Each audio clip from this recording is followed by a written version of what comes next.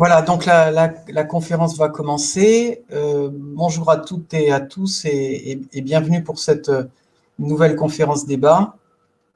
Nous vous remercions pour votre présence devant votre écran, une interface qui est devenue presque incontournable maintenant et qui symbolise en quelque sorte le sujet d'aujourd'hui. Alors, cette nouvelle rencontre va permettre de poursuivre la réflexion et de mettre en avant les initiatives en ETP, dans un contexte malheureusement toujours d'actualité. Nous vous rappelons également qu'elle s'inscrit dans le cadre des activités de la CET en alternance avec le congrès biennal. Et j'ai le plaisir de co-animer cette rencontre avec le professeur Renaud Louis, qui est chef de service de pneumologie au CHU de Liège. Et je vous propose de débuter la conférence avec la première oratrice, qui est Pascale Lafitte. Donc, Pascale Lafitte est membre du conseil d'administration de la CET. Elle en est la secrétaire adjointe. Elle est formatrice en ETP depuis 2010, coordinatrice de l'UTEP de l'hôpital Le Montaigu à Stug et aussi du GHT correspondant, donc les Hautes-Pyrénées. Titulaire d'un master en ETP à Bobigny, elle a également été chargée de recherche pour l'Institut national de recherche et de sécurité et de l'association Chantier École à Paris, la réseau d'insertion. Donc, Pascale va nous faire part des pratiques en ETP durant le confinement au travers d'une enquête. Merci Jean-David. Merci et bonjour à tous. Alors, je vais essayer de faire une petite, un petit partage d'écran. J'espère que tout le monde voit l'écran partagé. Oui, je pense. OK. Alors, je vais essayer de vous présenter les résultats de l'enquête qui a été menée durant le confinement. Enquête sur les pratiques de l'éducation thérapeutique durant cette période de confinement liée au Covid sur la France et les départements d'outre-mer. Concernant cette enquête, donc, nous avons été plusieurs de la CET à la mettre en œuvre. Avec un petit avertissement juste pour débuter, c'est que nous n'allons pas présenter tous les résultats de l'enquête, étant donné qu'elle fait pour l'instant l'objet d'une soumission à une revue d'éducation thérapeutique. Donc, on ne va pas présenter l'intégralité des résultats, mais j'espère en tout cas suffisamment de résultats pour qu'on puisse favoriser le débat qui suivra. Pour débuter donc, voici le contexte dans lequel s'est faite cette enquête. Elle a duré donc pendant la période de confinement liée à la mesure gouvernementale. Donc, la population française a été confinée du 13 mars au 11 mai. L'urgence de la situation a modifié l'organisation des soins en France. Le contexte sanitaire a contraint nos patients atteints de maladies chroniques et les soignants à imaginer différentes prises en charge. Certaines consultations de suivi ont été stoppées, reportées ou réalisées à distance. Ainsi, le contexte a eu pour conséquence de rendre difficile l'accessibilité des séances, malgré des recommandations qui ont été faites pour perdurer, pour que l'éducation thérapeutique puisse se faire, souvent en individuel, souvent en visioconférence et voire par téléphone. Toujours le contexte. Les objectifs de notre enquête étaient de 3 types. Nous voulions décrire les adaptations des programmes d'éducation thérapeutique survenus pendant cette période de confinement et réalisés par les équipes, puis aussi préciser l'offre concernant la Covid-19 et la maladie chronique. Et enfin, un 3e objectif était d'interroger la pertinence de la notion de programme d'éducation thérapeutique au regard des adaptations qui ont été constatées. Alors, comme méthode, nous avions choisi donc de faire une étude de nature quantitative et à la fois qualitative, donc une étude mixte qui a été de type descriptive. Donc, ça a été une enquête par questionnaire avec 14 questions au total, des questions fermées et des questions ouvertes. Toutes les questions ont été hébergées sur le site de la CET, accessible. Donc, l'enquête a été accessible entre le 6 avril et le 15 mai 2020. Nous avions ciblé comme public les coordonnateurs de programme ainsi que les responsables de programme de France métropolitaine et des départements d'outre-mer. Pour ceci, nous avions sollicité plusieurs réseaux. Alors, entre autres les réseaux des UTEP de France. Nous avions aussi sollicité les organisations ARS, les services de santé publique des ARS, mais le service des éducations thérapeutiques des ARS, des 18 ARS. Et aussi, nous avions demandé aux membres du conseil d'administration de la CET de solliciter eux-mêmes leur propre réseau professionnel.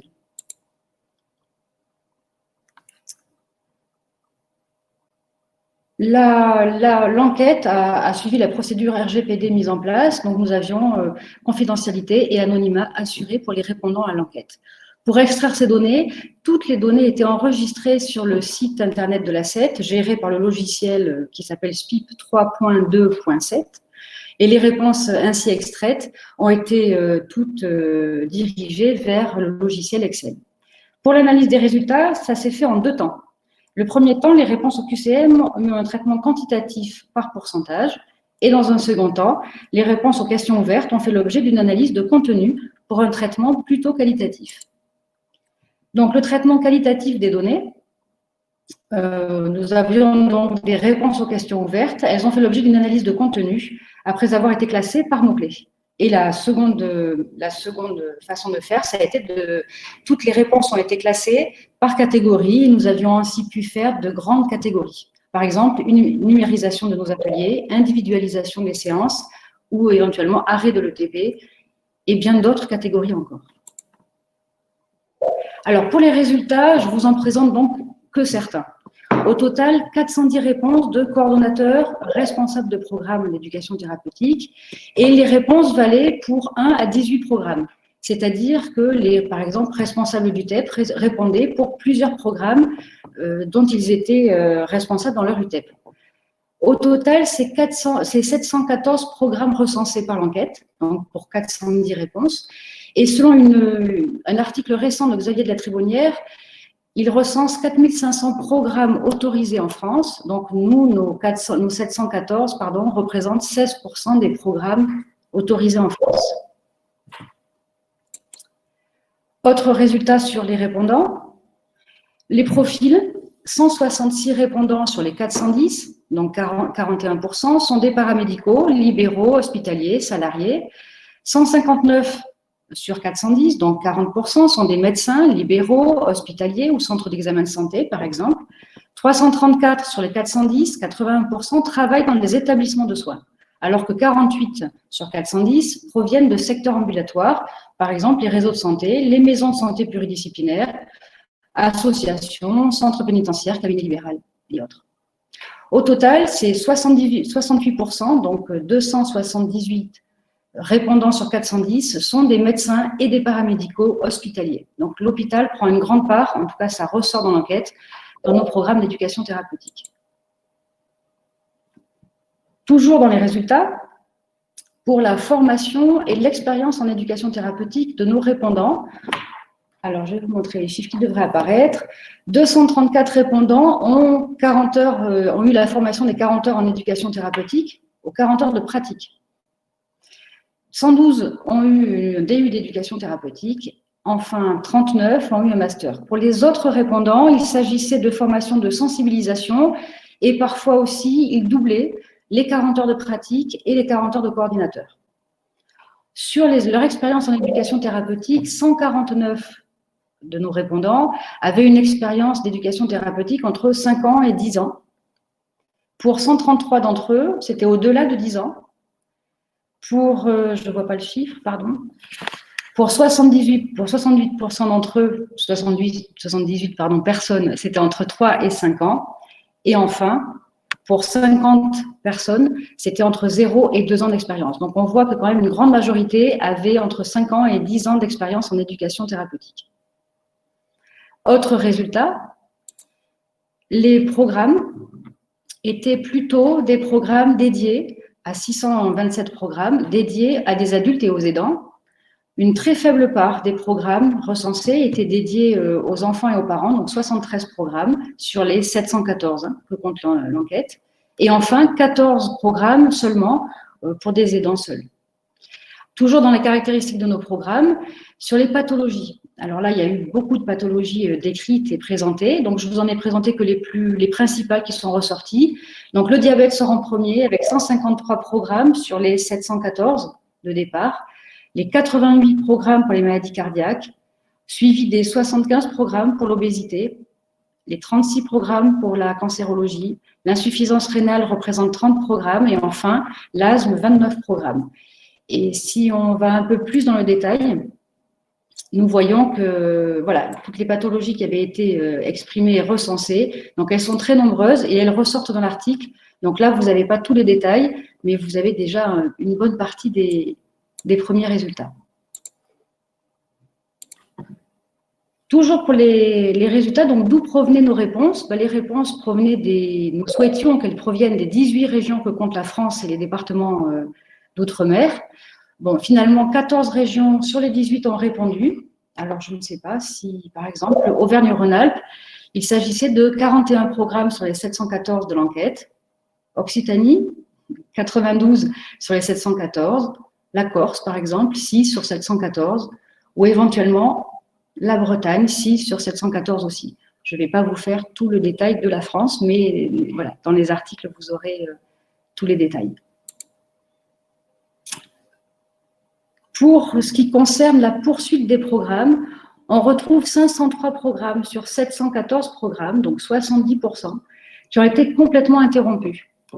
Interrompus souvent par la fragilité des personnes accueillies dans nos programmes d'éducation thérapeutique, mais aussi interrompus parce que les demandes d'annulation émanaient de nos directions hospitalières ou carrément de nos tutelles, qui nous demandaient donc de ne plus pratiquer l'éducation thérapeutique, pour ne pas mettre les patients, en tout cas, en danger. 207 programmes sur 714, donc 29%, ont pu poursuivre leur activité en y apportant des modifications. Alors, comme par exemple, ils ont transformé des ateliers souvent présentiels, souvent collectifs, en ateliers individuels, distanciels. Alors, ça peut être grâce à des plateformes ou des applications spécifiques. Ça peut être aussi le cas par téléphone, par SMS. Donc, on retrouve quand même une faible part de programmes qui ont pu poursuivre leur activité, bien qu'ils aient modifié certaines de ces activités. La discussion, alors c'est un extrait de discussion parce qu'elle a été longue, cette discussion par rapport effectivement à la quantité de réponses que nous avons eues. Nous retrouvons quand même une grande difficulté à maintenir les programmes. Les professionnels ont privilégié les consultations médicales et de soins à distance en intégrant une ETP personnalisée. Ensuite, quelles adaptations? Les adaptations, ils ont privilégié les consultations médicales de soins à distance. Les contraintes administratives, elles étaient toujours présentes, mais donc ils s'en sont plaints par rapport, entre autres, aux évaluations de 2020, par rapport aux éventuels financements, puisque l'arrêt de 70% des programmes, c'est assez important, et certains ont été financés et devront être financés, donc à quelle hauteur, c'est la question qui se pose. Donc le format programme n'est pas forcément remis en question, tel qu'il est présenté en tout cas, mais les adaptations sont questionnées au regard d'une gestion administrative et pédagogique qui sont parfois limitantes pour nos équipes. Alors, en poursuivant la discussion, de nombreuses activités éducatives hors programme ont été mises en place, ainsi que des interventions très ciblées sur la maladie chronique et la Covid-19. Les exemples, par exemple, des ateliers sur les gestes barrières, la gestion de la situation anxiogène liée à l'épidémie pour certaines populations. Donc, les principes de l'ETP, cette crise réitère les principes de l'ETP primordiaux, on va dire, les activités qui ont été très personnalisées et une effectivité d'un suivi éducatif aussi très personnalisé. Le format numérique a pu apporter pour certaines équipes et certains professionnels de santé une réponse aux besoins d'adaptation en urgence de nos programmes d'éducation thérapeutique. Par contre, l'accessibilité de ces supports numériques a été parfois difficile pour les patients, mais aussi pour les professionnels de santé.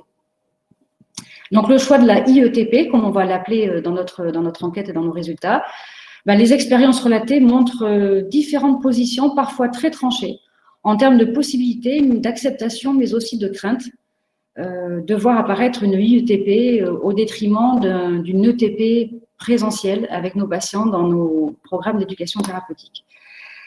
Donc, les expériences ont parfois été donc très bien détaillés et ça donc on le retrouve dans l'article. Donc là j'ai pas eu le temps et j'ai pas le temps de vous présenter donc tous les détails de ce qu'ont mis les équipes en place. Et enfin, pour conclure assez rapidement sur cette présentation, cette enquête témoigne de la fragilité de l'éducation thérapeutique et du faible niveau d'importance qui lui a été accordé. On verra par qui aussi. La gestion administrative et pédagogique des programmes et ateliers sont apparus clairement comme des freins en cette période d'adaptation. Et cette enquête témoigne aussi de la réactivité dans l'innovation et l'adaptation de certaines équipes éducatives face à de nouvelles contraintes. Et les pratiques de l'ETP se sont recentrées tout particulièrement sur la personnalisation et l'effectivité d'un suivi éducatif. Enfin, voilà, nous tenons à remercier donc toutes les personnes qui nous ont aidés pour construire le questionnaire. et les personnes qui nous ont aidé aussi pour recenser les articles, et aussi un merci à Cordo TEP 95 pour un échange d'expériences sur comment ils ont vécu les programmes d'éducation thérapeutique pendant cette période de confinement. Et je vous remercie beaucoup. Voilà. Jean-David. Oui. Alors, merci beaucoup, Pascal. Donc, quelques questions, dont certaines viennent du chat. Ouais. Tout d'abord, tu as évoqué le contexte imposé, on va dire, par les autorités hospitalières, on va dire. Est-ce que vous avez pu évaluer finalement la part en pourcentage de ces restrictions concernant les soins sur justement la poursuite et l'adaptation des programmes? Donc, voilà, comme ici, il y a une restriction du personnel qui n'est pas dédié au Covid. Ouais. On demande à privilégier les téléconsultations par rapport au présentiel. Est-ce qu'on a une idée de cette influence générale sur le TP à côté de, on va dire, entre guillemets, de l'inertie des professionnels de santé au numérique, quoi? Alors, on n'a pas forcément calculé le pourcentage. Mais par contre, ce dont on s'est aperçu, c'est qu'effectivement, beaucoup d'équipes ont été dédiées au Covid et aux soins Covid. Beaucoup de professionnels de santé qui étaient dédiés à l'éducation thérapeutique ont dû fermer leur service d'éducation thérapeutique ou leur accueil de patients pour aller sur des soins de suite Covid ou des soins d'urgence Covid. Mais une grande partie, une grande majorité. Et quand je dis 70% des programmes ont été arrêtés, interrompus, il n'y a pas que l'accès des patients qui a été rendu difficile, il y a aussi des établissements qui ont demandé la fermeture des ateliers d'éducation thérapeutique, malgré des recommandations HAS qui nous disaient pourtant de poursuivre avec des modifications, avec beaucoup d'individuels, de poursuivre nos pratiques d'éducation thérapeutique. Mais il y a eu énormément. Alors, je ne pourrais pas te dire combien. Enfin, au total, c'est quand même 70% de l'éducation thérapeutique qui s'est arrêtée pendant la période de confinement. Donc, une certaine période, une certaine confusion un peu entre ce qui est demandé et ce qu'il est possible de faire. Il y a pas mal de questions de chat et notamment une qui est très intéressante parce qu'on sait que ce contexte sanitaire est suffisamment anxiogène. Y a-t-il eu des programmes de psychiatrie qui ont été impactés dans le sens d'une restriction ou au contraire, ça a été favorisé vu le contexte, encore une fois? En psychiatrie, tu as dit, Jean-David? Oui, psychiatrie, oui. Alors, oui, il y a eu des programmes en psychiatrie qui ont été impactés. Ah, tu ne m'entends pas? Si tu m'entends? Oui, tout à fait. Excuse-moi. Oui, il y a eu des programmes en psychiatrie qui ont été impactés aussi, mais avec les mêmes difficultés, c'est-à-dire que certains professionnels étaient dédiés à d'autres soins, à des soins d'urgence, donc moins de temps auprès des patients, et puis il y a aussi des consultations en psychiatrie, en éducation thérapeutique qui n'ont pas pu se réaliser, mais pour les mêmes raisons que pour les autres patients atteints de maladies chroniques, c'est-à-dire fragilité et puis une grosse inquiétude de la part des patients, avec ce côté anxiogène de l'information perpétuelle qui leur disait restez chez vous, et pourtant on n'arrête pas de leur dire faites-vous suivre, continuez vos soins et les rencontres avec les professionnels. Donc, dans toutes les pathologies, ça a été assez terrible. D'accord. Il y a une question qu'a posée Benoît Pétry, qui peut être évidemment posée à M. Traînard lors de la deuxième prise de parole. C'est est-ce qu'on a une idée des adaptations qui vont être conservées dans le temps, à long terme, après cette période d'adaptation, cette période contextuelle particulière? Pour nos répondants, en tout cas, pour ce qui concerne nos répondants, effectivement, on a une précision. Ils ont été très dans le détail de ce qu'ils comptaient mettre en place et poursuivre, c'est-à-dire comment ils allaient faire. Et donc, on voit apparaître des programmes hybrides. Alors, hybrides, je ne sais pas si c'est le mot, ou des programmes mixtes qu'ils comptent poursuivre, qui comptent vraiment poursuivre et mettre en œuvre avec, donc, c'est du distanciel, avec du présentiel pour nos patients, du collectif, mais beaucoup d'individuels. Enfin, ils comptent vraiment poursuivre dans cette veine-là. Mais avec quelles adaptations au niveau des autorisations? C'est la grosse question. C'est-à-dire, nos tutelles, comment vont-elles, nos ARS, comment vont-elles accepter nos modifications très rapides de nos programmes s'ils deviennent mixtes ou hybrides, que ce soit en termes de pédagogie ou en termes administratifs d'ailleurs, et financiers aussi. J'avais une question pour Madame Lafitte. Vos programmes d'éducation thérapeutique, ils se font par groupe ou bien c'est en séance individuelle? Parce que je m'interrogeais sur la raison de les avoir suspendus, parce que si ce sont des programmes individuels, je n'en vois pas vraiment la raison dès lors qu'on maintient les gestes barrières et que c'est un colloque singulier. Je ne vois pas la raison de suspendre ça pendant la période Covid. Alors, c'est une très bonne question, avec plusieurs réponses possibles. Nos programmes, donc les 4500, je ne les connais pas tous, mais on va dire que dans la grande majorité, les 4500 programmes proposent beaucoup de séances collectives. Donc là, les séances collectives, par le côté anxiogène de la situation, les patients ne se présentaient pas, ou en tout cas les soignants demandaient à ce qu'ils ne viennent pas en collectif, malgré la possibilité de mettre en place des gestes barrières. Ensuite, il y a énormément d'individuels dans nos programmes d'éducation thérapeutique aussi, mais sachez que les professionnels qui étaient dédiés à l'éducation thérapeutique ont été dédiés aux soins Covid. Donc en fait, ils sont sortis de leurs soins éducatifs pour aller sur des soins d'urgence. Est-ce que ça répond à votre question? Après, il y a eu beaucoup de suites quand même et de poursuites des programmes. 30% environ ont suivi leur programme en les dématérialisant totalement, par téléphone, par visioconférence et en individuel, effectivement. D'accord, merci. Je vous en prie.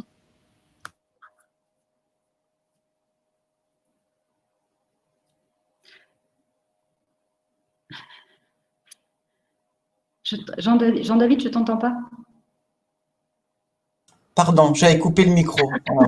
Je ne lis pas sur les lèvres encore. Mon côté très avancé dans le numérique. Donc, il y avait une question qui était qui concernait la population intéressée ou ciblée par ces programmes. Est-ce qu'il y a une typologie particulière par rapport à la population en présentiel? En présentiel ou en distanciel? Non, en distanciel. Est-ce que vous avez pu déterminer un profil? Est-ce qu'il y a des choses qui ressortent? Eh bien, c'est très étonnant, non. C'est-à-dire, c'est pas forcément en pédiatrie, c'est pas forcément adulte, c'est pas forcément personnes âgées.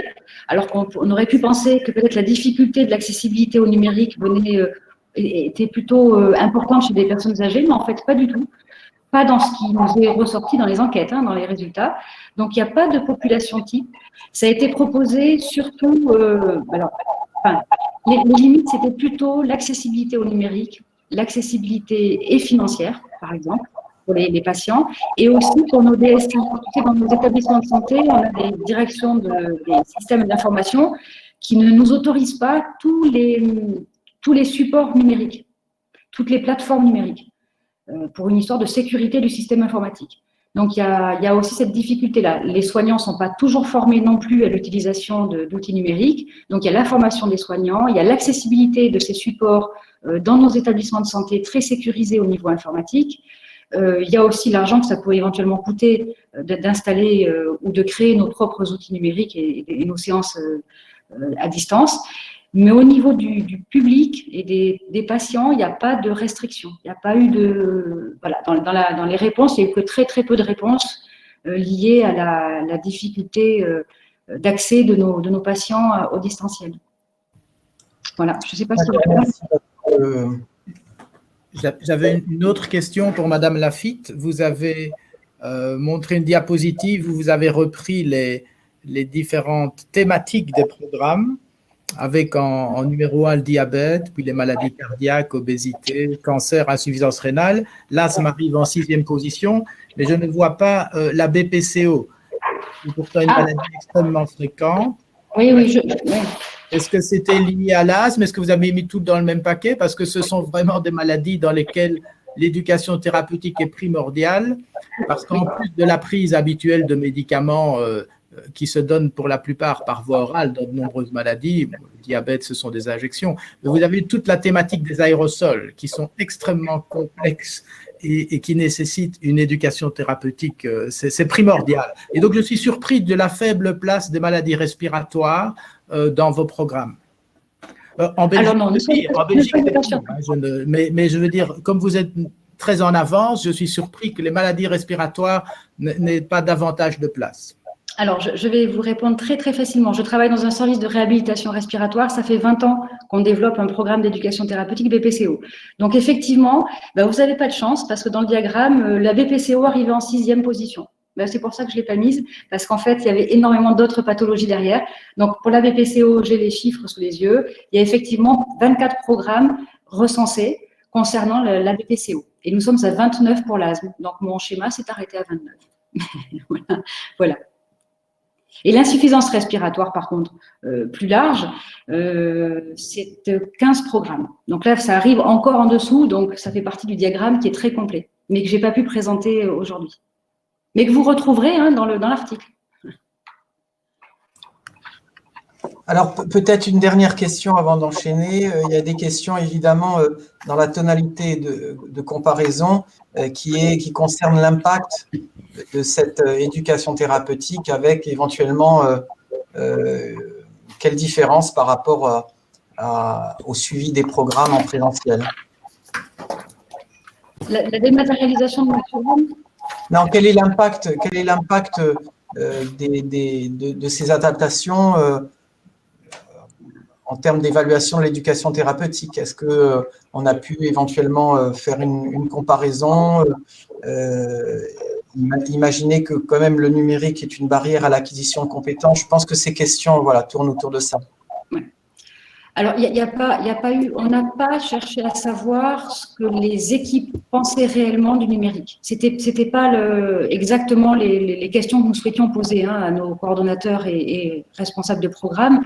Donc, ça serait intéressant dans un second temps de voir justement et du côté patient qui ont suivi ou pas pu suivre leur éducation thérapeutique et du côté soignant, ce qu'ils ont mis en place, ce qu'ils en pensent, ce qu'ils comptent en faire et comment ils se sont réellement pris pour faire ce genre d'éducation thérapeutique. Et ça, je pense qu'il faudrait effectivement faire une seconde enquête peut-être précise et pour avoir ce genre de détails. Là, l'enquête ne le précise pas forcément. Même si on a eu quelques réponses dans ce sens, c'était trop peu de réponses pour faire une présentation globale. Ok, merci. Donc, une prochaine enquête à suivre. Oui, à suivre. Merci, Pascal. Merci à tous. Je vois que vous avez beaucoup écrit, mais les réponses seront peut-être pour une prochaine fois. Tu as été très remercié pour la qualité du diaporama. C'est gentil. J'espère pour le contenu aussi. Également. Ah, merci. D'accord, ok. Eh bien, merci beaucoup et à tout à l'heure. Oui. Monsieur Louis, je vous laisse… Voilà. Nous allons commencer l'exposé de Monsieur Pierre-Yves Traînard, deuxième orateur de la session. Monsieur Traînard est actuellement coordinateur du pôle de ressources en éducation thérapeutique en Île-de-France. Conjointement à son exercice médical en maison de santé pendant 35 ans, il a participé au développement de l'éducation thérapeutique en milieu hospitalier, notamment à l'Hôtel Dieu à Paris, pendant une vingtaine d'années, dans le réseau santé Paris Diabète, et il est enseignant associé au laboratoire d'éducation de pratique en santé. Il est aussi secrétaire général du Forum et Living Lab en santé et autonomie, et nous allons donc écouter son exposé relatif à finalement l'épreuve qu'a subi le TP durant la crise Covid. Voilà, c'est à vous, Monsieur Traînard. Merci beaucoup. Pour des raisons purement techniques, je vais couper la vidéo. Voilà, mais comme ça, vous m'entendez peut-être mieux. Et donc, je vais essayer de vous raconter finalement ce que nous avons vécu durant cette période de confinement. Et je vais faire cette présentation en 3 temps. Un premier temps rapide qui est de présenter ce qu'est le pôle de ressources et ce qu'il apporte. Deuxième temps, ce que nous avons vécu, ce que nous avons observé, ce que nous avons fait pendant ce temps du confinement. Et puis, au dernier point, ce qui nous semble du domaine de ce que nous avons appris. Cette diapositive, c'est à quoi sert un pôle de ressources. Le pôle de ressources, c'est une organisation qui a été commencé à être réfléchie en 2010, qui existe depuis 2013, et dont la mission qui a été confiée par l'ARS, c'est de venir en appui du développement de l'éducation thérapeutique sur le territoire de l'Île-de-France, ce qui est à l'échelle d'un pays. Et donc, progressivement, sur toutes ces années, nous avons travaillé sur notre proposition de valeur, sur nos pôles d'action que je vais vous présenter, sur cette démarche coopérative que nous tenons beaucoup et qui permet de développer un réseau des savoirs contributifs à l'éducation thérapeutique et puis sur l'économie propre de ce que peut être un pôle de ressources. Et nos actions, nous avons 4 pôles d'action. Un premier en haut à gauche, ce sont des ateliers d'entraînement aux pratiques. On invite des professionnels, des responsables d'associations, des acteurs finalement qui développent l'éducation thérapeutique à venir travailler ensemble sur ces enjeux de partage d'expériences et de créer, de monter, d'animer des activités d'éducation thérapeutique avec les patients qu'ils encadrent. Et puis, deuxième pôle à droite, c'est de venir en appui de structures qui viennent nous demander comment est-ce qu'on pourrait faire pour développer, revoir, évaluer l'éducation thérapeutique. C'est du soutien méthodologique. Là, en bas à gauche, c'est tout ce qui est du domaine de la coopération entre patients et professionnels, la coopération entre acteurs de l'éducation thérapeutique et aussi le développement finalement de ce que peut être la perspective patient et l'importance de co-animer entre patients et professionnels. Toutes nos activités sont maintenant toutes co-animées entre patients et professionnels. Et enfin, en bas à droite, sont nos dispositifs en Living Lab, c'est-à-dire en fait des projets qui sont multipartenariaux et qui sont engagés sur des durées de plus d'1 an, entre 3 et 5 ans. Alors, finalement, le pôle de ressources, c'est un dispositif d'appui, d'action-formation, de mise à disposition de ressources, un réseau coopératif d'échange, de capitalisation d'expérience, ce qui nous permet de constituer ce qu'on pourrait appeler un patrimoine collectif de savoir, à la fois de savoir constitué, mais surtout aussi beaucoup de savoir-faire et qu'on partage avec nos usagers.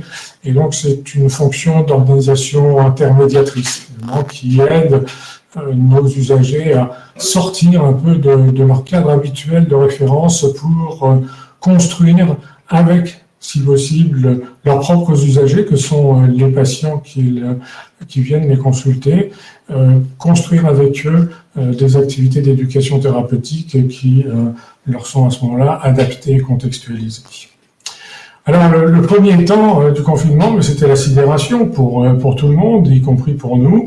C'est-à-dire, finalement, de se retrouver dans cet espace entre la réflexion pour soi avec les autres, de se rassurer, finalement, de rester solide et de revoir tout ce qui nous permettait de faire face, et puis l'action. L'action de dire comment est-ce qu'on va faire, qu'est-ce qu'on va adapter, comment est-ce qu'on peut continuer l'éducation thérapeutique, comment est-ce qu'on peut parer à l'urgence, rechercher le contact, revenir au tête-à-tête, etc. Et finalement, c'était ce temps d'entre la réflexion et l'action, eh bien, c'était un temps tout à fait propice à la création. Et dans cette dimension-là, nous avons dû répondre aux demandes urgentes d'équipes porteuses de programmes qui venaient nous voir en disant mais maintenant comment est-ce qu'on fait? Comment est-ce qu'on va pouvoir adapter notre offre d'activité? Comment est-ce qu'on va pouvoir accompagner à distance les patients? On ne peut pas arrêter. Et nous, de notre côté, ça a été de dire comment est-ce qu'on peut adapter tout de suite, très rapidement, le contenu, le déroulé, le calendrier qu'on avait prévu, nos modes d'animation, comment est-ce qu'on va pouvoir concevoir rapidement une offre de formation à l'animation à distance, et puis envisager de faire du prototypage et de la mise en œuvre. Et c'est-à-dire que dans ce temps-là, nous avons basculé l'entièreté de nos activités en distanciel. Alors, pour ça, on avait des acquis. Les acquis, c'est-à-dire que depuis 2016, on travaille à l'usage d'outils numériques de coopération.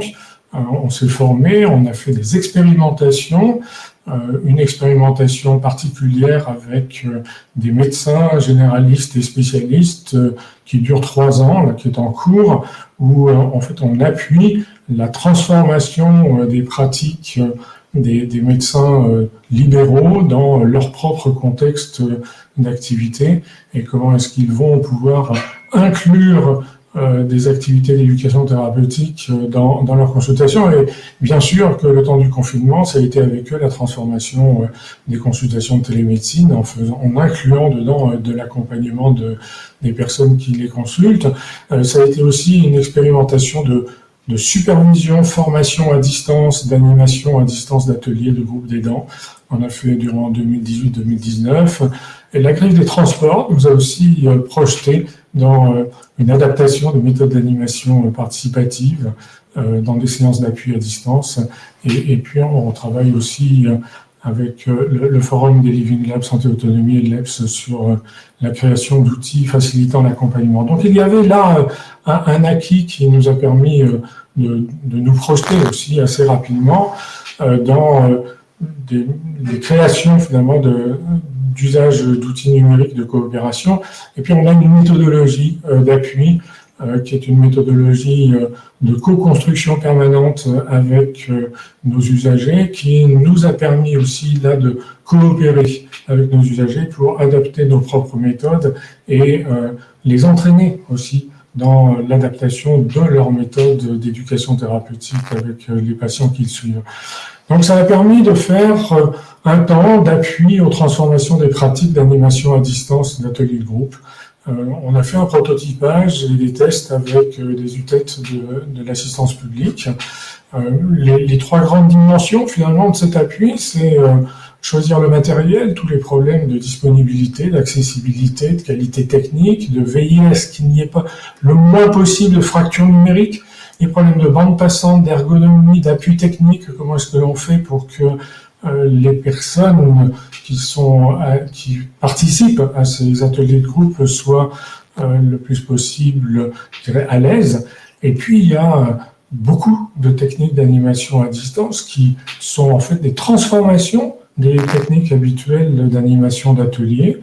Tout change, il faut avoir des conducteurs très agiles, il faut cultiver, je dirais, la bienveillance et l'accord avec les participants. Comment est-ce qu'on utilise les partages d'écran, les travaux en groupe, comment est-ce qu'on crée de l'interactivité, de la co-animation aussi à distance et comment est-ce qu'on change les rythmes, la temporalité et puis comment est-ce qu'on va pouvoir mixer à la fois des productions écrites, audio et vidéo. Donc ça nous a permis vraiment de travailler maintenant. On a fait à peu près une dizaine de sessions de formation. Cet appui aux transformations se fait en 4 ateliers de 2h30 et nous voyons qu'il y a une appropriation par les équipes que l'on accompagne dans cette dimension-là. Une autre dimension que nous avons travaillé, c'est d'avoir organisé assez rapidement des webinaires. Des webinaires qui étaient sur les thématiques comment est-ce qu'on fait avec les personnes en situation de précarité, comment est-ce qu'on fait de l'ETP à distance, comment est-ce que l'engagement des patients était si important pendant ce temps du confinement, et puis le dernier portait sur les enseignements de 2 mois de confinement. Bon, ce qui ressort de ces webinaires, c'est l'importance du soutien des solidarités locales. C'était aussi comment est-ce qu'on peut contourner les rigidités administratives pour continuer à faire, comment est-ce qu'on peut coopérer, partager, apprendre les uns des autres et proposer du lien social. C'était un élément très fort pendant ce temps de confinement. Accompagner, prévenir, préparer, prendre soin, c'était une interrogation permanente de l'ensemble des acteurs qui ont participé à ces webinaires, inclure les personnes bénéficiaires de l'accompagnement et de l'ETP et bousculer l'économie de l'ETP et de l'accompagnement. Alors l'ensemble des productions de ces 4 webinaires sont sur un e-book qui est téléchargeable sur le site du pôle de ressources. Donc, ceci a apporté, à notre avis, un certain nombre de transformations durables que l'on a pu observer et que nous avons vécues. D'abord, il y a des évolutions dans le travail personnel. Si on pense au télétravail, c'est comment est-ce qu'on passe d'un travail prescrit à un travail régulé, parce qu'on le régule soi-même, chez soi, comment est-ce qu'on crée de nouvelles organisations entre ce qu'on appelle le résidentiel, c'est-à-dire distanciel chez soi, et puis le bureau, et comment est-ce qu'en fait aussi le numérique fait un déplacement dans l'intime, ce que, par exemple, les médecins ont vécu avec la télémédecine et le téléaccompagnement, c'est que d'un seul coup, ils sont projetés chez les gens, une sorte de visite virtuelle à domicile, un retour à la visite à domicile. Comment est-ce qu'on a transformé des fonctions de coordination en des fonctions de coopération horizontale, transversale, parce que peut-être que le lien numérique le permet aussi assez facilement, plus facilement peut-être, et comment est-ce que ça crée finalement du patrimoine collectif parce qu'on a partagé aussi ce que l'on a vécu et ce que l'on a fait. C'était des rapports entre l'engagement personnel et l'engagement collectif. Comment est-ce que quand on fait des consultations en face-face, on va pouvoir partager ça aussi avec l'équipe avec laquelle on travaille, et comment est-ce qu'on va pouvoir ensuite retravailler ces engagements-là dans un travail d'équipe pour réfléchir à ce que peut être la co-animation, les pratiques en binôme de patients professionnels, et se dire que le support numérique permet aussi de continuer à faire ça. Et enfin, c'était cette sensibilité, je dirais, à la distance, finalement, de se dire comment est-ce qu'on se réajuste ensemble, on se retrouve en équipe sur l'écran. Et finalement, peut-être que des fois, se retrouver en équipe sur l'écran, en se voyant tous, c'est peut-être des fois mieux que de se retrouver en présentiel masqué à 1,50 m de distance. Et donc, il y a une certaine joie aussi qui était liée à la transformation et à la création. Et donc, on a vécu une approche par la réflexion sur les pratiques, l'apprentissage à travailler ensemble, et puis le constat des effets utiles que ça a pu apporter ce temps-là.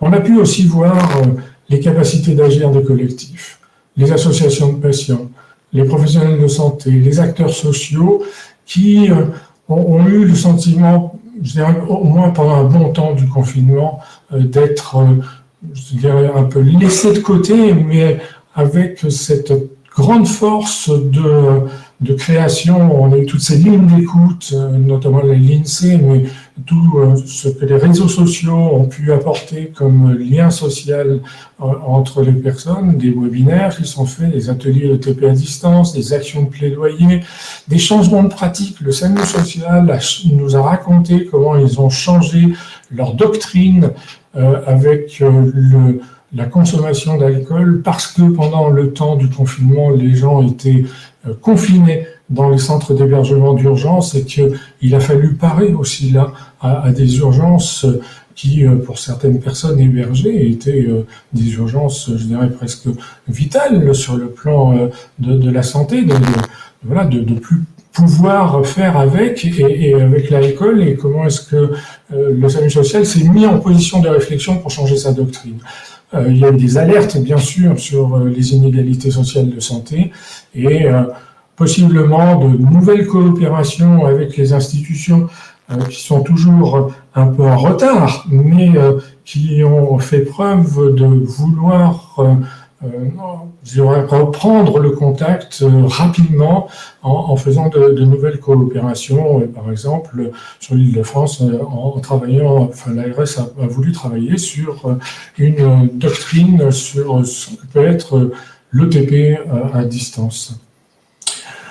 Alors, ce qui me paraît vraiment important, c'est maintenir l'appui des accompagnements de qualité. C'est soutenir les patients dans l'auto-soin et l'autosurveillance, renforcer leur pouvoir d'agir dans des conditions de vie qui ont été bouleversées pour nombre d'entre eux, de maintenir le lien social, et puis de créer des stratégies pour faire face aux situations de vulnérabilité et de précarité qui, malheureusement, vont augmenter et vont en augmentant. 4 éléments qui nous ont paru vraiment importants: l'utilisation croissante des supports numériques et des réseaux sociaux, l'organisation de plus de temps d'écoute, de gestion des demandes, par exemple via le téléphone, en visio ou autre, l'intégration des pratiques de conseil et d'éducation au sein des temps de télémédecine, et puis des réseaux solidaires à la recherche de solutions techniques, et cette c'est vraiment une dimension qui nous a paru très très importante, avec le rôle notamment des associations de patients, des associations de quartier, de toute cette démocratie locale et contextualisée qui s'est développée pendant ce temps. Alors, en conclusion, quelles sont les nouvelles articulations que nous envisageons, qui nous paraissent importantes. C'est 3 enjeux, je dirais, à venir sur la valorisation des enjeux de l'éducation thérapeutique. D'abord, c'est de renforcer les dispositifs de réflexivité sur le travail. C'est comment est-ce qu'on peut mieux expliciter le contenu du travail d'éducation thérapeutique et d'accompagnement. Comment est-ce qu'on peut mieux travailler à l'inclusion de l'expérience patient, qui est une dimension, je dirais, assez fondamentale de la transformation des pratiques des soignants. Et puis, comment est-ce que du coup, on peut travailler sur de nouvelles doctrines, sur la professionnalisation de ce travail d'éducation thérapeutique et d'accompagnement à l'autonomie en santé, et puis éventuellement sur ce que ça veut dire en termes de nouveaux métiers peut-être à venir. Deuxième point, c'est comment est-ce qu'on peut faire évoluer l'économie de la coopération, c'est-à-dire valoriser le patrimoine collectif qui est partagé, et notamment ce patrimoine, je dirais, immatériel qui est généré au travers des actions de coopération, qui peuvent être les compétences, la confiance, la légitimité, l'entente, la pertinence des méthodologies, des dispositifs, les engagements des acteurs, etc. Et puis, le dernier point, je dirais, c'est sortir un peu de ce qu'on pourrait appeler le théâtre de la subordination de l'évaluation à une logique trop gestionnaire, trop financière, ou à une logique d'étude qui serait plaquée comme celle des effets d'un médicament. Est-ce qu'on pourrait sortir de ces évaluations-là pour aller vers des évaluations plus de ce que nous avons fait, pourquoi nous l'avons fait, comment nous l'avons fait, quelles sont les dimensions des processus, des coopérations, notamment des coopérations entre professionnels et patients, et puis quels ont été les effets utiles de cette éducation thérapeutique et de l'accompagnement, et puis pas seulement des effets utiles sur les patients, mais aussi sur les professionnels, sur les acteurs, finalement, et somme toute, je dirais, renouer avec la dimension d'apprentissage de l'évaluation. Voilà, je vous remercie. C'était nos réflexions à la suite de cette période du confinement. Merci beaucoup, Monsieur Trainard. Donc, alors pour lancer le débat, quelques questions qui ont été posées par des participants. Il y en a une qui a trait à la préférence le retour des patients et la préférence des patients, si vous avez des informations pour les différents types d'outils numériques. Vous avez évoqué les webinars ou les vidéos. Est-ce que vous avez un retour des patients sur la façon dont ils s'engagent, dont ils acceptent ce mode d'éducation, de séance d'éducation? Je pense que c'est pas vraiment une difficulté, le numérique. On dit souvent il y a une fracture qui est liée à l'âge, oui, qui est liée au grand âge. Mais je suis d'une génération qui commence à avoir de l'âge et qui a travaillé avec du numérique depuis les années 80. Donc il y a aussi une acculturation de toute la population. Le problème du numérique, c'est essentiellement la fracture numérique qui est liée à la disponibilité du réseau numérique. Je dirais que le flux moyen en France, il est de 50 mégabits seconde. C'est-à-dire que c'est pas du tout ce que nous annonce la fibre. Hein. La fibre, c'est de l'ordre de 1 gigabit. Alors, il faut avoir des dispositifs et des plateformes qui fonctionnent avec des débits qui sont pas très forts. Eh bien, malheureusement, il n'y a aucune solution française qui fonctionne correctement. Voilà. Alors, on utilise des plateformes qui fonctionnent. Et à ce moment-là, les gens ont l'accès.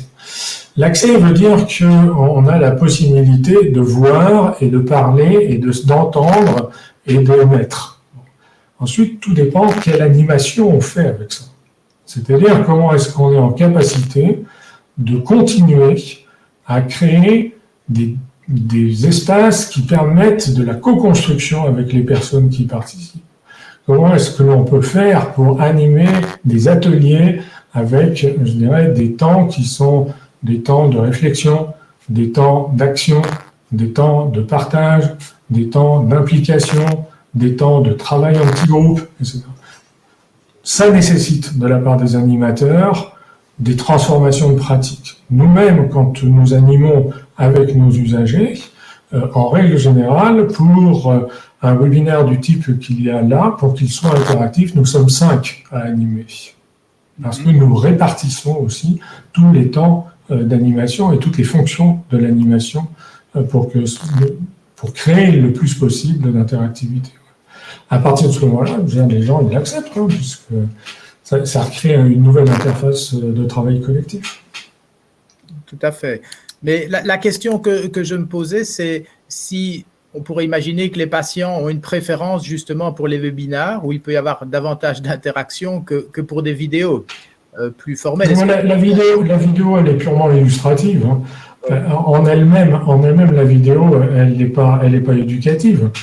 Une vidéo peut être juste pour placer le sujet, par exemple, et puis on va travailler ensuite. Je dirais, il est hors de question de faire de transformer l'éducation thérapeutique en une information descendante, qu'elle soit en vidéo ou même, je dirais, il y a un certain nombre de e-learning qui ne sont pas vraiment d'éducation thérapeutique. Je vous pose la question parce que dans le domaine respiratoire, par exemple, nous avons, avec la Société belge de pneumologie, il y a quelques années, réalisé des vidéos éducatives, enfin en tout cas, je pense que c'est de l'éducation sur la bonne utilisation des aérosols.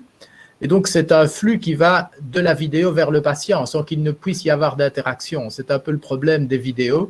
Donc, il n'y a pas de possibilité pour les patients d'interagir et de poser des questions. Mais je pense qu'on peut faire de l'éducation aussi par des vidéos qui sont informatives. L'information en elle-même peut incontestablement faire partie de l'éducation.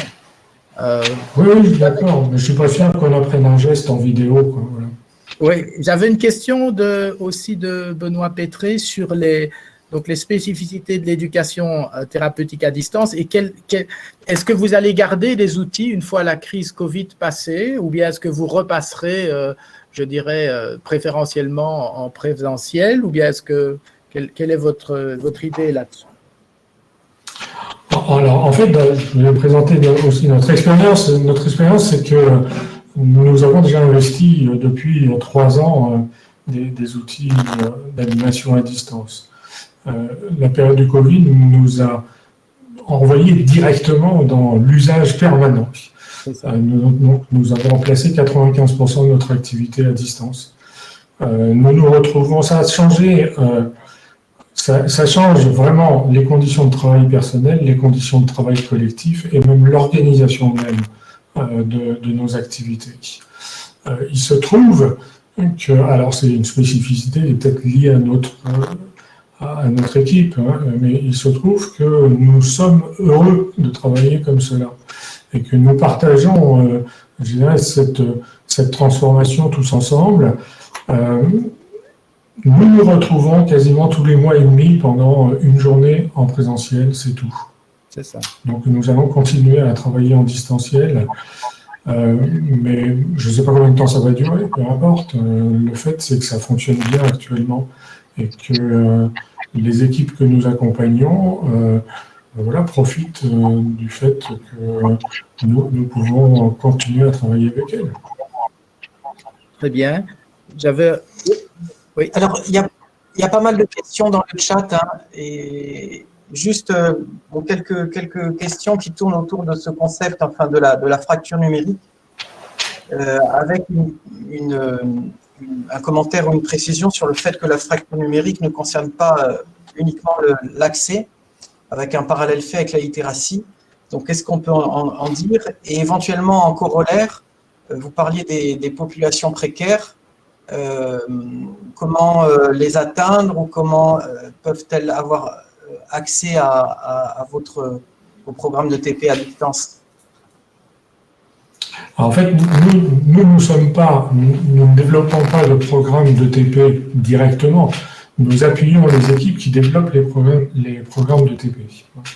Donc, en effet, on accompagne les équipes comme le SAMU social, on travaille avec des équipes comme le COMED, comme Uraka, Basilia, etc. Un bon nombre d'associations et d'organisations qui travaillent avec des personnes en situation de précarité. Bon, qui se trouvent elles-mêmes dans un mixte. L'idée n'est pas de dire il faut tout transformer et faire que de l'ETP numérique. Bien sûr que non. Bien sûr que non.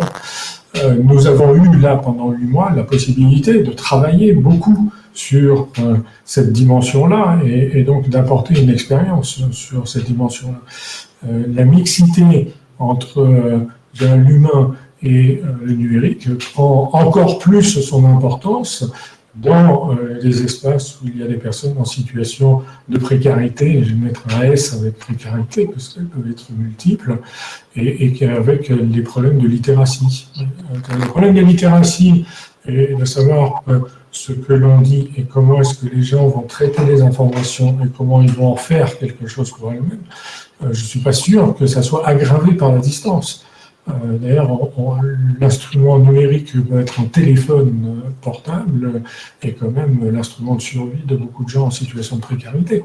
Donc ça peut être aussi un support, je dirais, d'usage important pour veiller aussi à sa santé quand on est dans des situations de précarité importantes.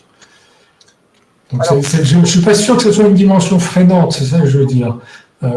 Il faut savoir contourner un peu cet écueil-là pour en faire quelque chose d'utile et voir quelles sont ce qu'on pourrait appeler les externalités, c'est la façon dont les gens vont s'en emparer et les utiliser ensuite.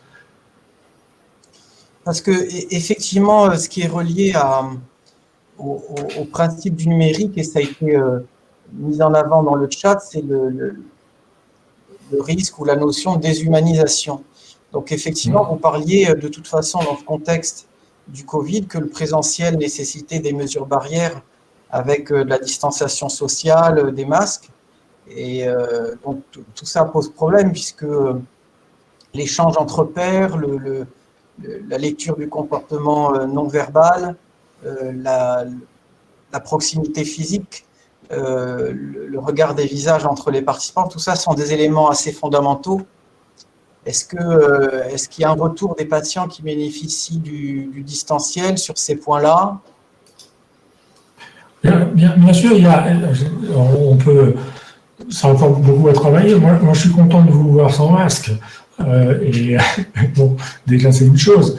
Ceci dit, vous ne me voyez pas complètement, mais on peut voir les expressions des uns et des autres et du visage qu'on ne voit pas avec les masques, par exemple. Mais d'un autre côté, j'ai coupé ma vidéo et donc quand il y a des ateliers avec des patients, les gens peuvent couper aussi les vidéos.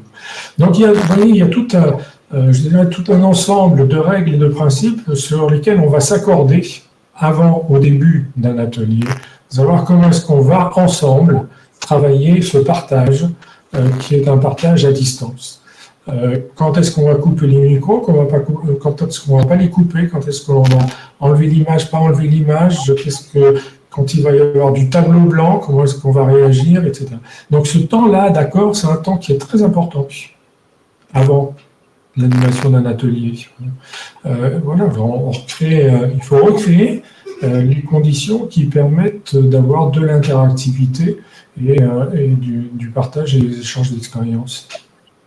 Il y a quelques questions de collègues belges ici sur le chat. Est-ce que les soignants belges motivés par l'ETP pourraient intégrer vos équipes en France? Alors, je ne sais pas si c'est une intégration, si la question demande une intégration pour y travailler ou bien pour venir se former. Et donc, j'embraye sur cette question en demandant quel est le mode de financement de cette éducation thérapeutique en France. Est-ce que vous avez... J'imagine que ça vient de l'État. Est-ce que vous avez de nombre de postes limités? Comment est-ce que ça se passe?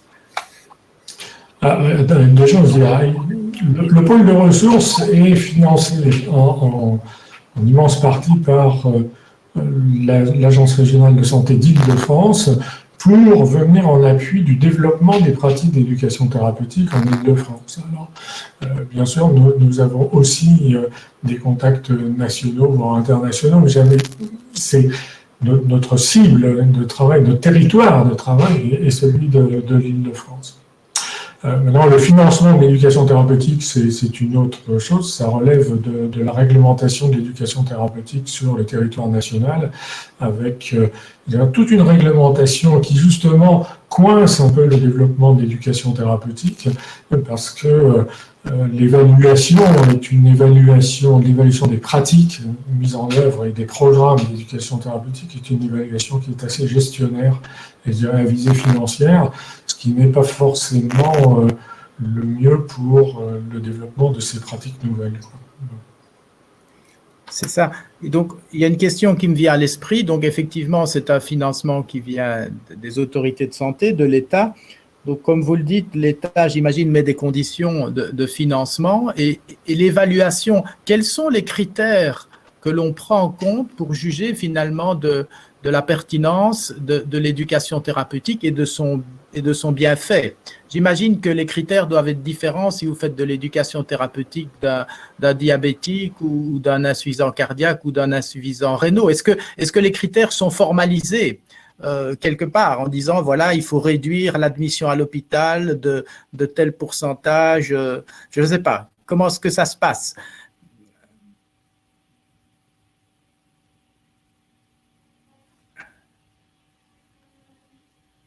J'entends pas de... Je pense que M. Traînard n'a pas entendu la question, peut-être? Il doit y avoir un petit problème de connexion. Oui.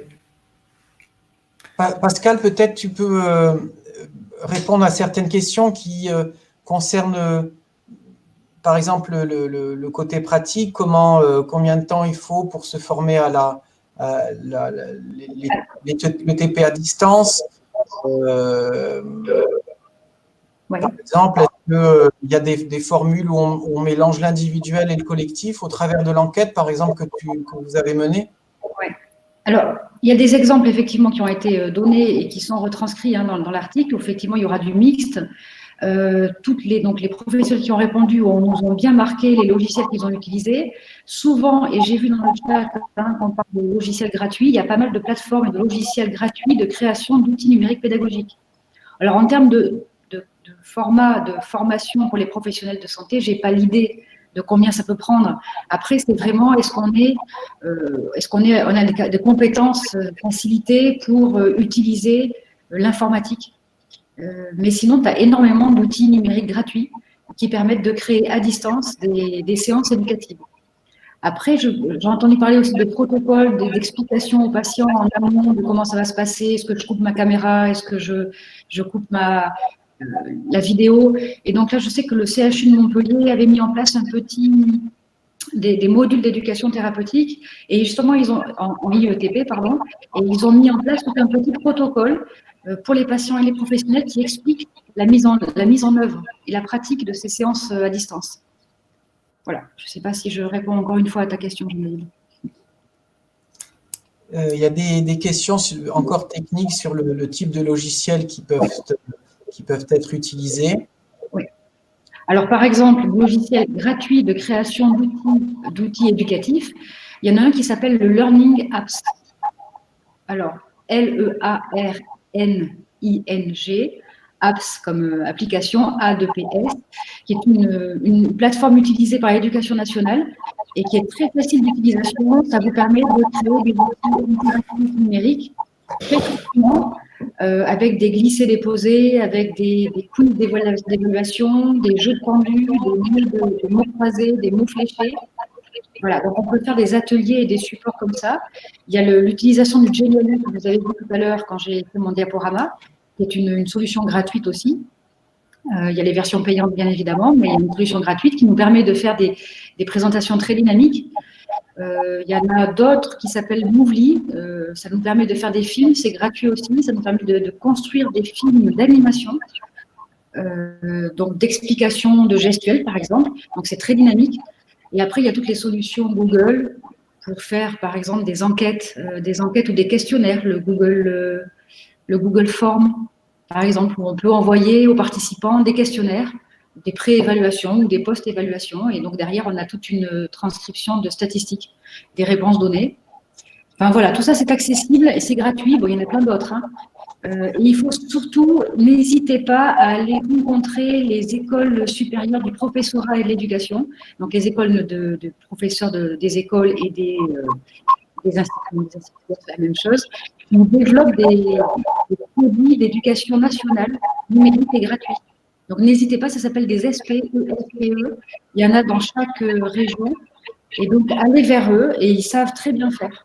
Parce qu'ils le font pour la scolarité de nos enfants, et c'est assez bien fait. Voilà. Il semble que M. Traînard ait été déconnecté. La bande passante n'était plus suffisante, sans doute. Je pourrais peut-être poser la question à Mme Taillard, parce qu'il y a une question que je pense qui est importante, et elle a été relayée aussi par certaines personnes sur le chat. C'est comment est-ce qu'on évalue l'efficacité de l'éducation thérapeutique? Et donc, je posais la question en me disant que les critères je dirais, de bienfait, de performance de l'éducation thérapeutique devaient sans doute être différents en fonction des pathologies et qu'on ne va pas s'assigner les mêmes critères pour un diabétique versus, je dirais, un insuffisant cardiaque ou un insuffisant respiratoire. Donc, est-ce qu'il y a des critères qui sont formalisés et à partir desquels on peut évaluer la performance de l'intervention de santé?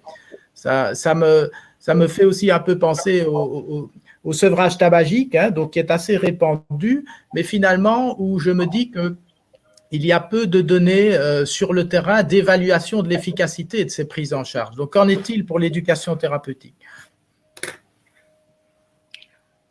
Vous me posiez la question, en fait. Pardon. Oui, c'est ça. Je vous pose la question. Est-ce que vous avez… Monsieur Traînard a été déconnecté. Donc, je réponds à la place de Monsieur Traînard. Est-ce que vous pourriez juste reformuler la fin de votre question? Est-ce que vous avez des critères qui permettent d'évaluer la performance, en quelque sorte, de l'éducation thérapeutique? Je sais bien qu'on n'aime pas le mot performance, mais je dirais le bien fondé et les bienfaits que ça apporte aux patients. Comment est-ce qu'on peut les juger?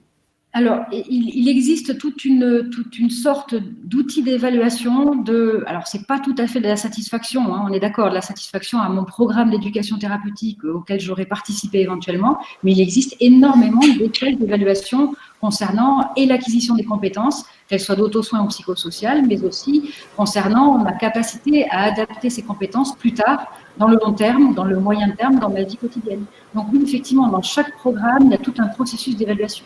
Mais je vois M. Traînard qui va peut-être reprendre et continuer. Oui, je suis revenu. Voilà.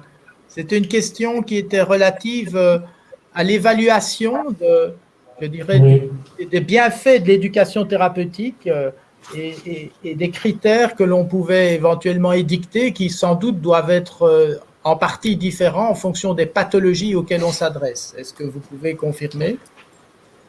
Je pense qu'on associe trop souvent l'éducation thérapeutique à l'éducation à la thérapeutique, en pensant que c'est une éducation pour que les gens deviennent plus observants et fassent mieux avec que ce que l'on arrive à faire sans éducation thérapeutique.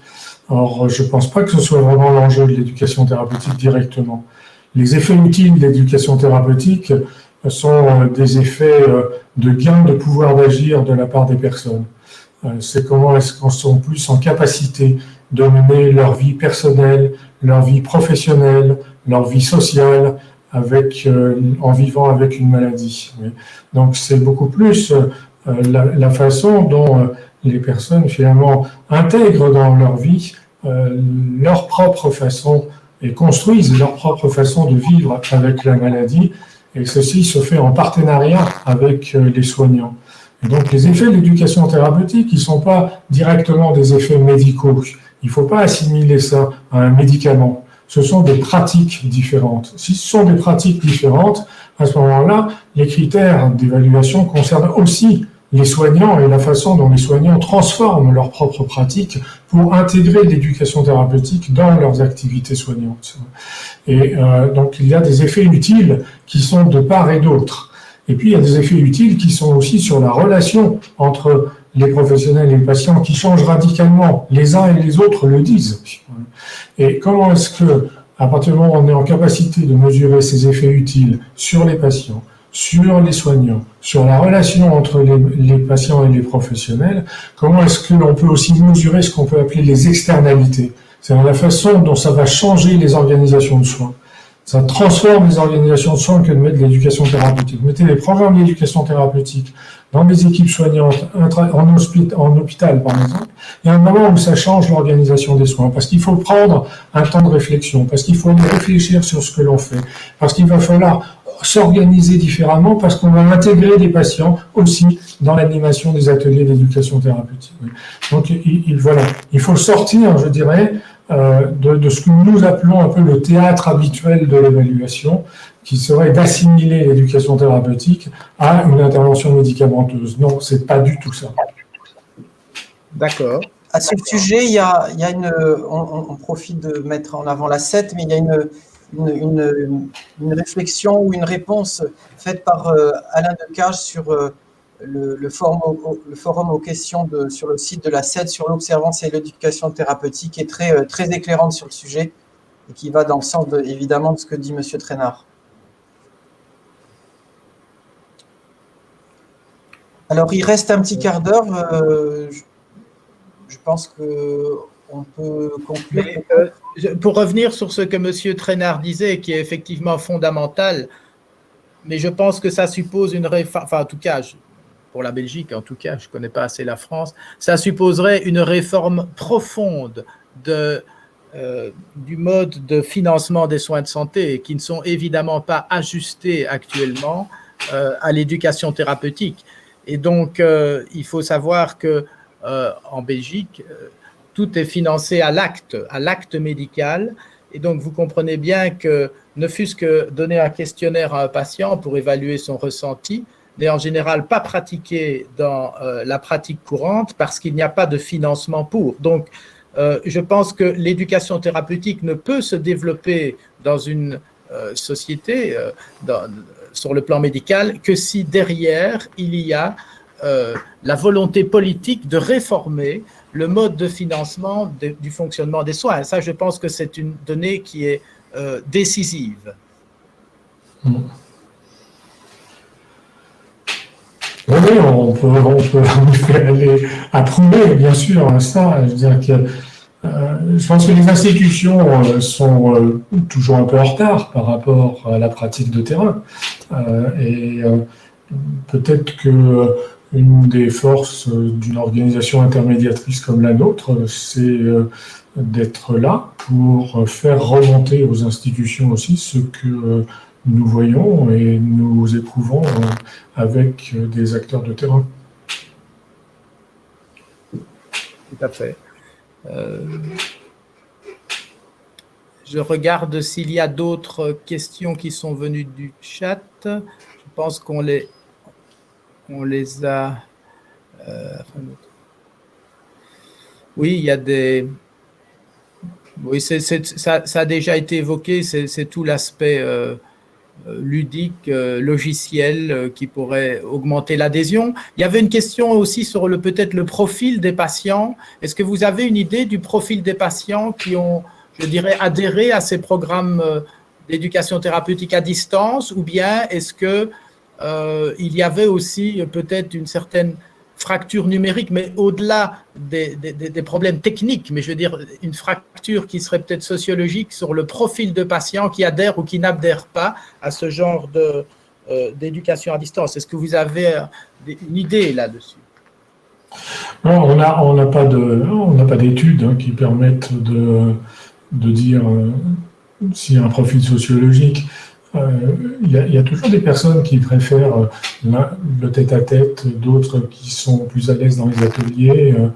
Et moi, ce qui me paraît important, c'est de travailler à l'offre et à la diversité de l'offre. C'est-à-dire comment est-ce que là, on a créé des nouveaux possibles, finalement. C'est ça. Hein. C'est-à-dire que la diversité des possibles, c'est ça qui est fondamental en éducation thérapeutique. On ne va pas demander aux gens de changer complètement leur façon de faire, leur façon de vivre, etc. Non, c'est comment est-ce qu'ils intègrent de nouvelles possibilités dans leur façon de vivre. C'est à leur niveau que se fait. Donc nous, en tant qu'acteurs d'éducation thérapeutique, nous avons la nécessité d'avoir tout un arsenal de possibles qui permettent à ce moment-là à chacun aussi de travailler à ses propres transformations de pratique. Donc là, on a pu développer de nouveaux possibles. Bien, voilà, écoutez, ces nouveaux possibles sont assez possibles sur le plan technique, mais vous voyez, vous venez de dire, voilà, moi je me suis arrêté pendant 5 minutes parce que il y a eu une coupure de la 4G de là où je suis. Voilà, d'un seul coup, boum, ça tombe, et puis ça vient de réapparaître. C'est magique.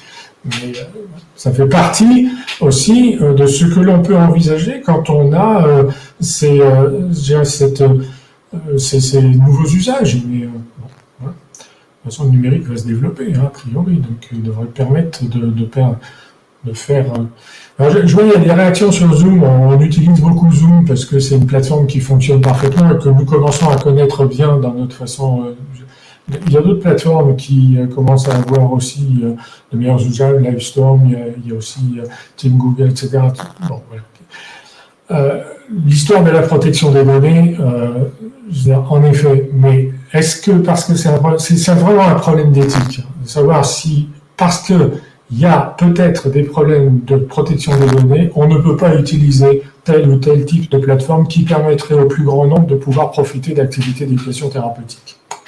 Moi, je n'ai pas de réponse. Je suis plutôt dans le faire et allons-y tant qu'on est en capacité de développer des réponses aux demandes des patients. J'ai une question ici de Benoît Pétré sur l'utilisation de l'éducation thérapeutique pour enrayer l'épidémie de Covid en s'adressant à la population générale. Est-ce que vous y avez pensé? Oui. Oui, on l'a pensé, on le voit. Les solutions qui probablement, mais sont les plus, je dirais, performantes, ou en tout cas qui ont le plus d'écho, ce sont les solutions qui sont très contextualisées. Comment est-ce que sur un territoire, aussi petit soit-il, un village ou autre, on peut construire une réponse avec les habitants ou avec les gens qui vivent sur le lieu. Comment est-ce qu'on peut construire avec eux un certain nombre de pratiques, de solutions pratiques, de prise en compte des messages qui sont diffusés, des gestes à avoir, des positionnements à avoir, voire de l'économie locale à avoir.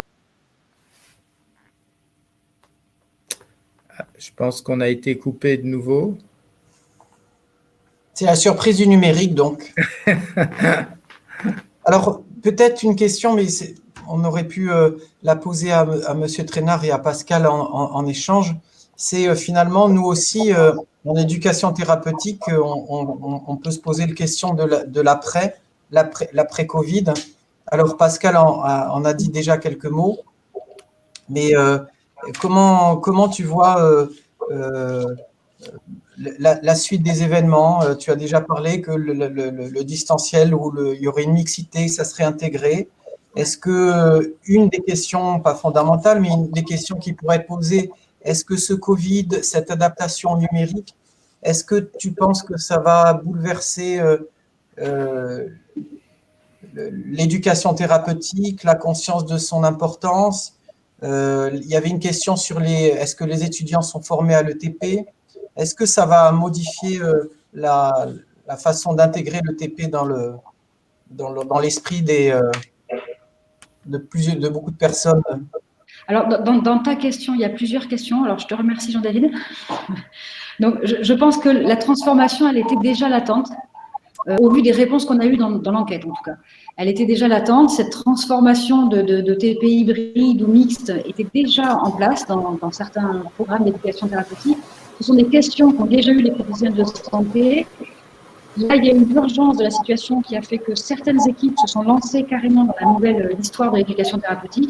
Et je crois qu'on est en train de vivre, je ne dis pas une bascule, mais il va y avoir des besoins de formation pour les professionnels de santé par rapport au numérique et aussi des transformations de nos programmes d'éducation, que ce soit sur l'accessibilité, que ce soit sur la littératie dont vous parliez tout à l'heure, que ça soit même sur nos modalités pédagogiques qui vont changer. Donc, nos formations, qu'elles soient initiales ou continues en éducation thérapeutique, elles vont devoir être modifiées aussi et elles vont devoir suivre le cours des choses. Je pense que c'est une vague qu'on va… Voilà, donc moi, je suis pas loin de la mer, enfin de l'océan plutôt. Donc, il va falloir qu'on la surfe. Donc, comment on va s'y prendre? On peut faire le canard, on peut passer dessous, on peut super bien surfer pendant très longtemps. On peut aussi se prendre la vague et je pense que ça va être à nous, là, les équipes d'éducation thérapeutique, de prendre cette vague-là et de le faire ensemble. Donc, je sais que la CET va réfléchir, hein, il me semble, à des recommandations de bonnes pratiques du numérique en éducation thérapeutique, du distanciel. Donc, je sais que M. Traînard en a parlé tout à l'heure, mais c'est vrai que ça va être important aussi de bien expliquer les choses aux professionnels, aux partenaires, aux tutelles, parce qu'il va falloir aussi justifier des temps réduits aux tutelles qui financent certains postes dédiés. Et donc là, ils ne comprendraient pas pourquoi financer des postes finalement à distance, pas à distance, avec des ateliers qui seraient dématérialisés. Donc il va falloir vraiment repenser les pratiques. Oui. Après, bien ou pas bien, moi je ne le dirais pas. Bon, voilà. Et puis les dernières réflexions, c'est quand même sur l'évaluation et la vérification, entre guillemets, des changements de comportement au-delà de l'information. Alors, peut-être qu'il faut conclure. Monsieur Traînard, peut-être un dernier mot? Non, je vous remercie d'abord de m'avoir invité. Je suis désolé pour les problèmes techniques. Là. Voilà, c'est comme ça. Moi, le dernier mot, je pense que c'est plutôt un mot d'ouverture, hein, comme l'a souligné Pascal Lafitte. Je veux dire que les nouveaux outils dans lesquels on a été projeté finalement durant ce temps de confinement ne sont pas seulement des nouveaux outils. Ils provoquent des transformations sur les pratiques.